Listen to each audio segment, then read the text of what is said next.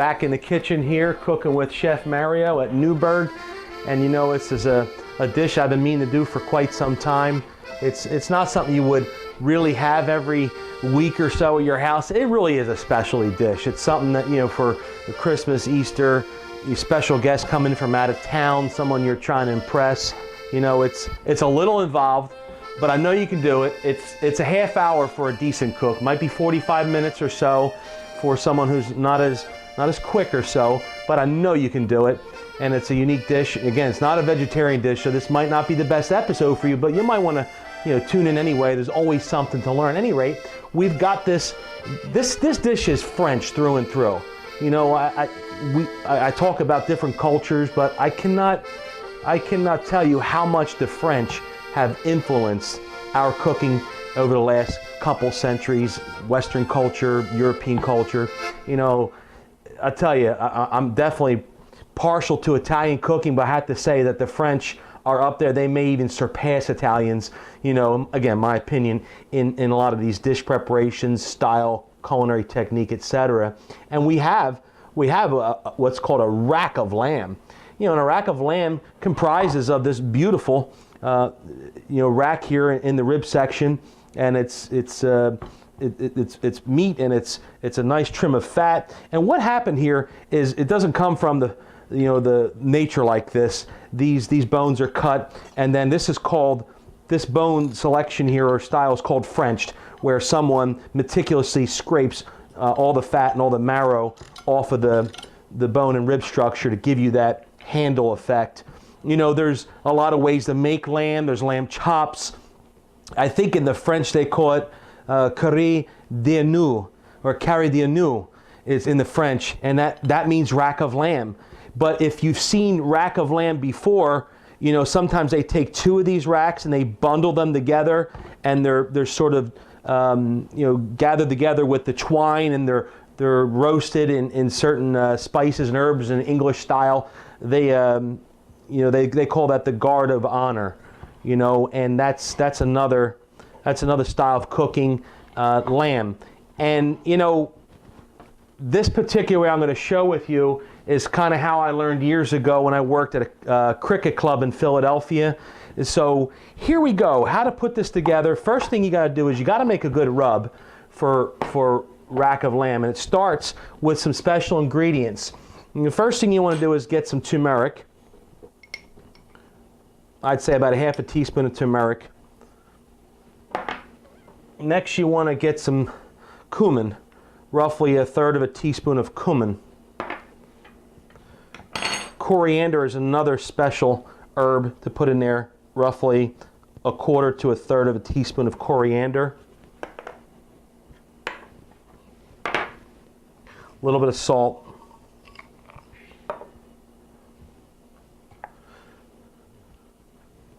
Lemon zest. A little zester here. Lemon zest is what you want to put in here. I don't know if this grater here, designed for cheese, is really going to give me the zest. You know, I have three places I cook. I cook in Easton, I cook in Newburgh, and I cook here at home. And I'll tell you, every time you go out to buy something for the kitchen, you know, instead of having one to buy, I got to buy three of them.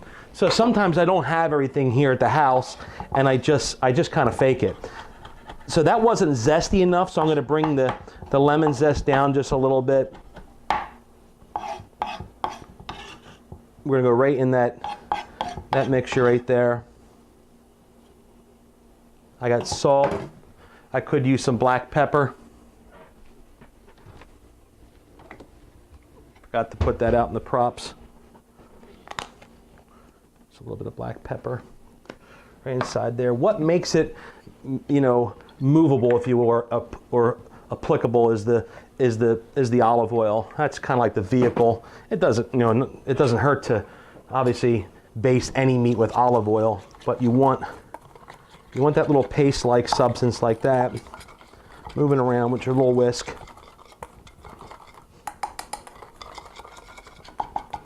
As long as it's movable and you can apply it, let's set that aside. Ideally, you want to marinate or rub the rack of lamb probably for 24 hours if you can. If you don't have that luxury, then this is kind of on the fly. Now the rack of lamb is interesting because it mostly comes prepped for you, but when you buy something like this from your butcher or maybe Costco or something, you're going to get this excessive fat process here. And I'm turning my stove down a little bit. This excessive fat here, and I'll level with you. Lamb fat is not the most appetizing thing. It kind of has a unique odor or flavor to it. So you want to remove some of that as much as possible. And I suggest you get the right knife, something in the in the cleaver like this, and you want a brisk movement against that fat.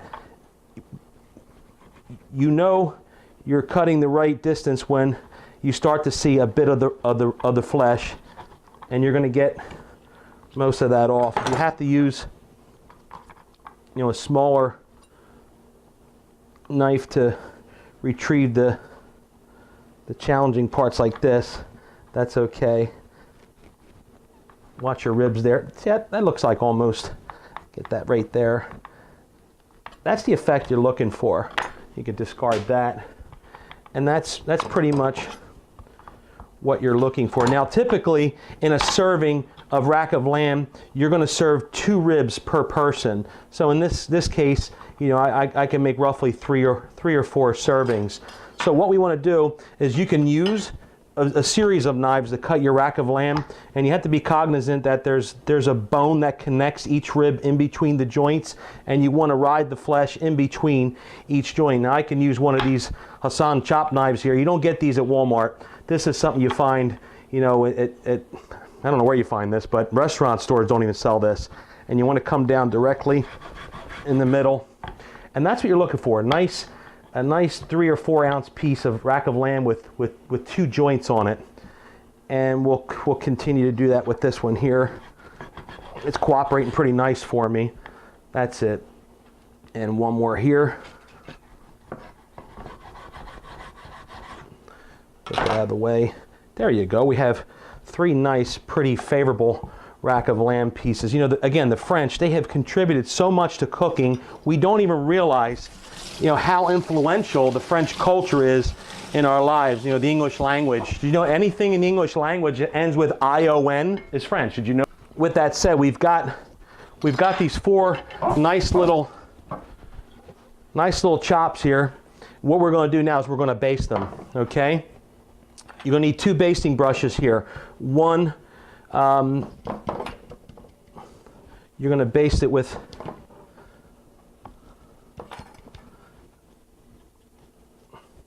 I might want to thin that out just a little bit more, because I don't know if I'm going to have enough to keep it going.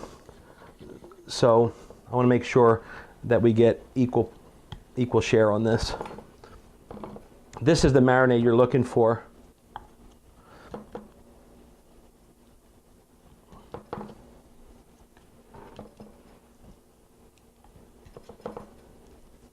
All the way down to the bones. See that yellowish? That's that turmeric. That stuff's really good for you. If you've ever done any studies on turmeric, very high anti-inflammatory natural herb that we get, antimicrobial, pain reliever. You got pains in your joints, your back, your knees, arthritis, fibromyalgia type stuff. I don't know who this stuff really works on those type of problems, and you can get it in any form. It's all about absorption, how you absorb certain herbs. And even though this tastes good and the Indians and the Chinese use it, but believe it or not, there's superior medicinal properties to turmeric. So we're going to get those. We're going to set them over here right now, and we are going to go into our second part of how we put the lamb together. There's herb encrusted lamb. There's a 2-part cooking process here. I'm going to I'm going to complete it. I'm going to make the lamb, and I'm going to have a couple little side dishes I'm going to do without telling you on the side. So if I go over here and fool around with stuff, it's because I'm just making a couple side dishes. Okay, so now we're going to make this herb encrusted process. And for that, you're going to need some panko breadcrumb.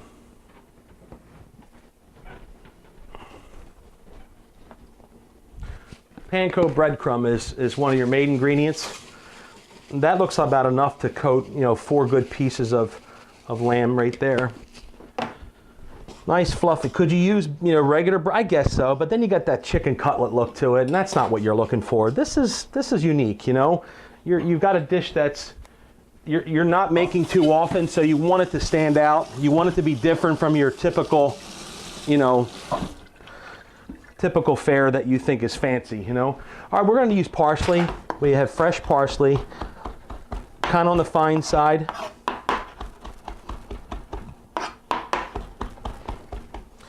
In the meantime, I've got a pan cooking in the front here. I got a pan up here, and we're gonna braise them lamb chops in a few minutes. So we're gonna load up on parsley. Don't be afraid. That's a key ingredient here. Don't be afraid to load up on that parsley. I'll flip my palette over. Another key ingredient would be garlic. How much garlic? Hey, as much as your spouse can take. That's how I look at it. Garlic is kind of like, if your husband or wife eats it and you eat it, you guys can get along pretty well, But if one doesn't like it and the other doesn't like, and one does like it, then it becomes problematic, It's like two people that smoke. One wants to quit and one wants to keep smoking. You got to come to a consensus. And I would say quit smoking, and I would say both of you pick up the garlic like you did the cigarettes, and you'd be in much better shape. All right, so we've got a little bit of garlic in there.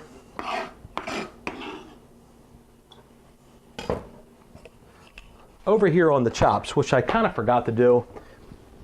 Key point, do this before you put the rub on. You want to salt and pepper them.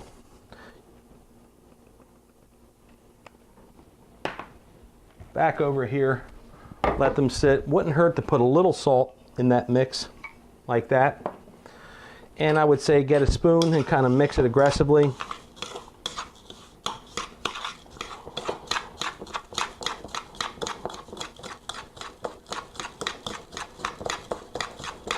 There we go. Got a nice little mixture going on. All right. Now our next process is going to be putting those chops into a pan. Now typically you want to use a cast iron pan like this, but I thought this was overkill. This is my 14-inch Wagner. I drove 100 miles to buy this off somebody off Craigslist. It's hard to get. I collect pans, but I couldn't find my other pans because I moved and they're in storage somewhere. And I say, you know what? A 14-inch pan for 4 chops is overkill. So what, in this case, you're going to use a stainless steel pan. You don't want to use any nonstick, any aluminum, because of the frying and the baking process. So we've got the butter factor that we need for this dish. If your pan is too hot, your butter is going to go crazy, and you're going to have to put the smoker on here, this thing here that annoys you. So let's see where she's at. Yeah, maybe I'm kind of like that. Let your butter draw down a little bit.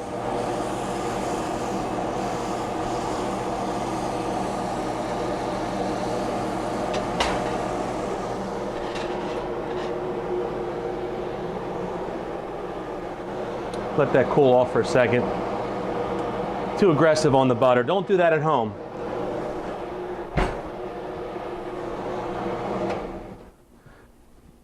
Now we put the chops, pardon me, the rack of lamb, not chops, rack of lamb in the saute. We're going to braise them. We're going to braise them 3 sides. Top, bottom, actually 4, and each side. You're going to turn your heat down to like low medium. You're going to use metal tongs. All right, if you're looking for rare chops, you're 2 minutes each side. If you're looking for medium, it's 3 minutes. If you're looking for well, it's 4 minutes. But in this case, we're just going to braise them real nice to get that golden look to them. And then we're going to go into the second part of the cooking process.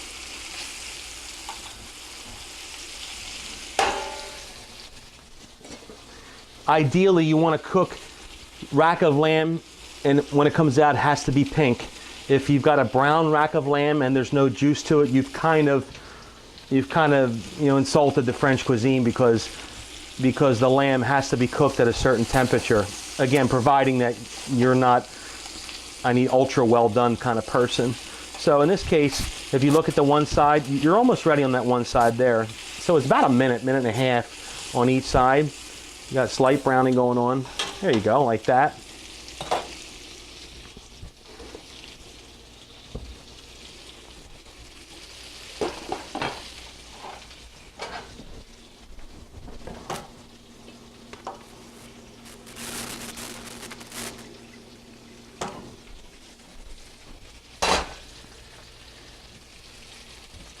Use your tongs, and remember, it has 4 sides to it. So you got one side there, one side there, one side there. And if you have to manually hold it up or use the bulkhead of the pan to prop up your meat, that's okay. Now we're going to bring it over again like that. Get the red and the pink off. That's your goal. Get the red and the pink off.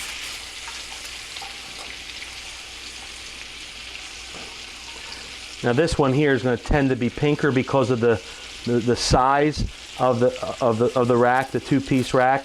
And it always works out that way, that you have 3 that are similar and 1 that's on the larger side, because the way they butcher, the way nature made, you know, the meat. So here we go. We've got these guys here. They're cooked off to the level that you want. So what you're going to do is you're going to pull them aside. You're going to take them off the stove and you're going to let them sit for a minute, just like that.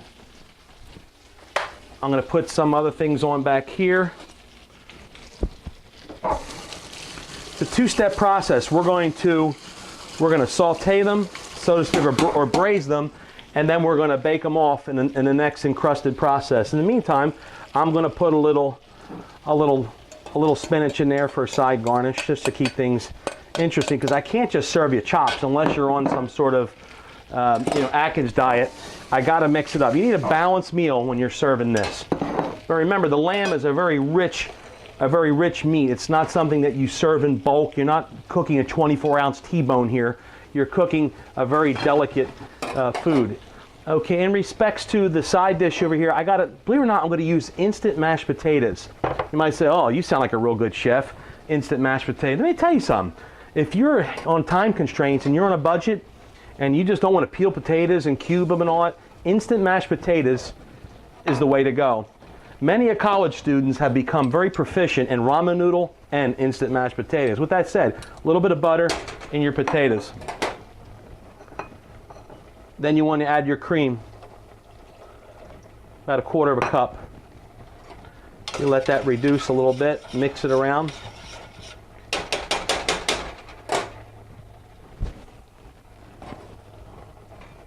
Spinach is working.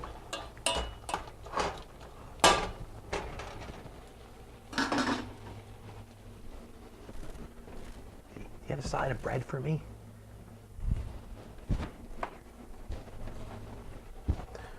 All right, so we've got that going. You're going to add the instant mashed potatoes to the thickness rate that you like. You don't have to have raging boiling water, because the potatoes respond very quickly. If you've never made these before, first you want to make it like a soup, like potato soup. Then you know where to go from there. Before you do that, secret ingredient, lots of minced onion. Believe it or not, I'm assuming you like onion, but that really brings your mashed potatoes to another level. So we're going to turn the heat off, actually, because you don't need it. You're looking for residual heat now. And all you do is keep adding the potato until you like the desired thickness. You don't want some gooey Elmer's glue type process, and then you don't want something that's potato soup. You want something that's right in between. You just keep adding it until you feel you've got the right consistency. I think we're just about there. I know this is mundane, but believe it or not, some people, are still trying to figure out how to do some of the basic stuff on the show, and that's what we're here for. We're here to show you a little advanced stuff. We're here to show you the rudimentary things of cooking. And we're just here to talk and have some fun. We're kind of done with the potatoes. We can keep them off the heat. Our spinach is surely finished. You can butter the spinach. You can olive oil the spinach. You can salt and pepper the spinach. You can put a garlic garlic on if you want, however you want to do your spinach. Some people put, believe it or not, in the green, some people put, red wine vinegar and olive oil. It's pretty good that way if you ever tried it. Certain greens like kale, would warrant that sort of mixture. Back to the most important part of the dish, and that's going to be our lamb. Now that we've let it sit, we're going to, this is kind of a messy process, so there's no real way to, be cultured or delicate with this. So you're going to get these drumsticks here, and you're going to bread them real nice. My bad. Let's go back and implement one last process. We have a little Dijon mustard. Remember I told you about that second basting brush? That's where this comes in right here. Second basting brush. So we're going to Dijon these chops. I add a little bit of water to Dijon, and it makes it more applicable, and then it obviously gives it a more sticking power. So that's ideally what you want, something like that. And then you're going to, you don't want to pat it real hard, you just want to get like a light crust on it. That's the desire you're looking for. Back in the pan. Now I can go over this again. I know I kind of flubbed it, but you're going to forgive me. It's a little bit of a messy job, but it's okay. You're getting that flavor. Because we already baked in, remember those things we seared off into the pan? That's already part of its makeup now. You're not taking that out. It's encrusted inside of that meat, the membrane, and the flavor's absorbed. Again, assuming you marinated it correctly. Now you're back in there. You've got some fat rendered off from the lamb that'll act as a lubricant. I've got the oven set on 450. That's where you want to be. 450 for this baking off process. Again, ideally you want a cast iron skillet, which kind of gives it that old world patina flavor to it, but any stainless skillet will suffice, such as this. Yeah, thank God for French food. Where would we be? I mean, really, they have just given us so much. You can say what you want, but the French are up there, top 2 or 3 culinary influences of the world's history. Got to be French. Go to any kind of culinary school, which I didn't go to culinary school, and the first thing they teach you is all the basics of French cuisine. Now we've got these nice little encrusted rack of lamb servettes here, and we're going to go into the oven with it. 450 degrees, folks. Make sure your oven's clean. I would put it on the bottom shelf, so the radiance from the bottom gives it that heat on the bottom of the pan, and we'll sit it in there for 10 minutes at 450 degrees.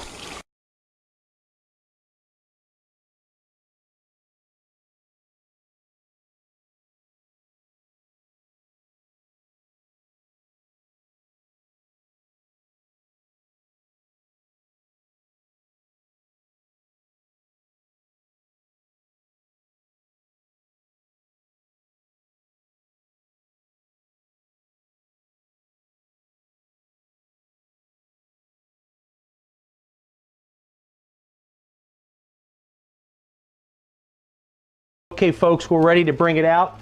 Rack of lamb, herb crusted style. Remember, it's kind of French because we did use the Dijon mustard, and Dijon is very French.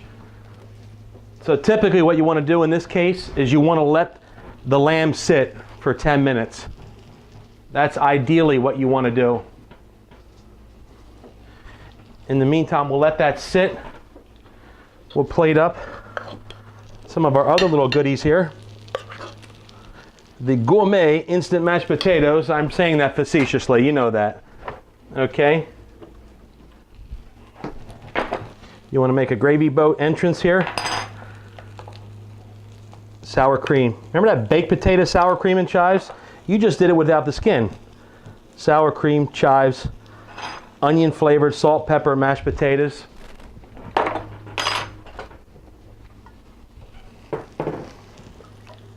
A little bit of olive oil on your spinach.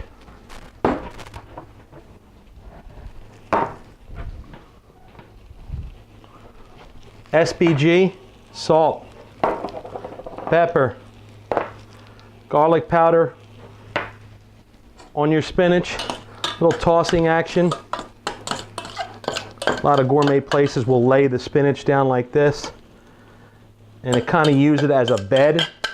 So here we are in the final plating. You got to have a well-rounded meal. You got to eat your veggies like your mom said. It's no different here with Chef Mario. As we're waiting for that lamb to do its thing and to sear all of its juices inside, 8-10 minutes or so. What would be a rack of lamb without a French wine? And here is a beautiful bottle from Australia, a Shiraz or Syrah. There depends how you say it. And the grape is certainly French, although it has its origins in ancient Persian environment, particularly Iran, believe it or not. It goes back 4,000 years, this variety. But the French took it and they certainly stepped it up. They integrated it with their species on their land over there. Ideally, you want a Shiraz Rhone blend. That's ideally what you want. I was unable to find that at the local store. They were out, so I'm going to settle for the Shiraz. And what the Shiraz does, it really adds, there's like a fruity flavor to it, almost like a burnt oak wood. And the bouquet of this wine, this is the wine that you want with lamb. It's a specific flavor, matches it perfectly, and it's just traditionally what you want to have, and you'll just love it if you give it a try. Not too bad either, like 18 or 20 bucks for a grade like this. You know, if you're feeding 4, it'll go just nice. The whole meal at $30 out of pocket. We're getting ready to cut up the lamb. Let's get the big one first. Maybe I can grab it by its handles. Now you have to be careful because you've got to cut into the flesh the right way. That's what you're looking for. You see that? You need to have that. That's heaven right there. It's a little, you know, some people might frown at that, but that's the way you have to serve it. And I'll prove it to you, because what you want to do, this one might be a little more palatable for somebody, is you want to temp that out. Believe it or not, you're looking for 130 degrees or more. She's at 132.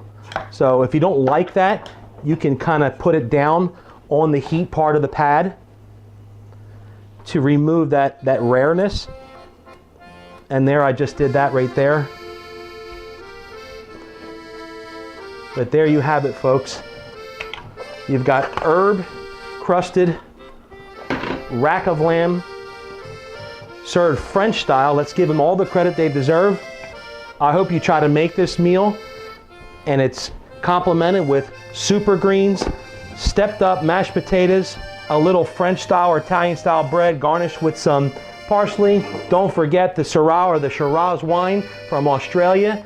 I hope someday I can meet up with you. I'd love to cook this dish for you. If you like to have catering for your corporate event or your special environment, I would love to cater for you. NewburghDeli.com. Give us a call at the deli. Ask directly for Chef Mario, and I can muster up an awesome menu at your budget anytime. Here's to you. God bless you. And like the French would say, bon appetit. Au revoir.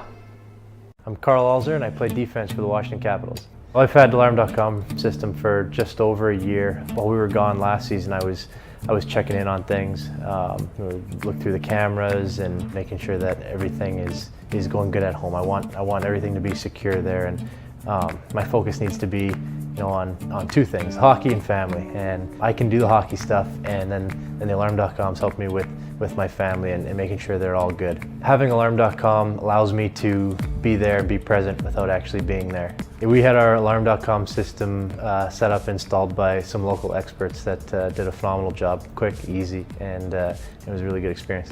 Highly, highly recommend it to guys on the team and just to anybody. For more information about Altronic Security, please visit us online or give us a call today. If you would like to stop the IRS from their harassment, basically you need a power of attorney or a specialist representing you in your endeavor to solve your IRS problem. The filing of a power of attorney by our firm basically means IRS will contact us in all cases and the harassment will immediately stop.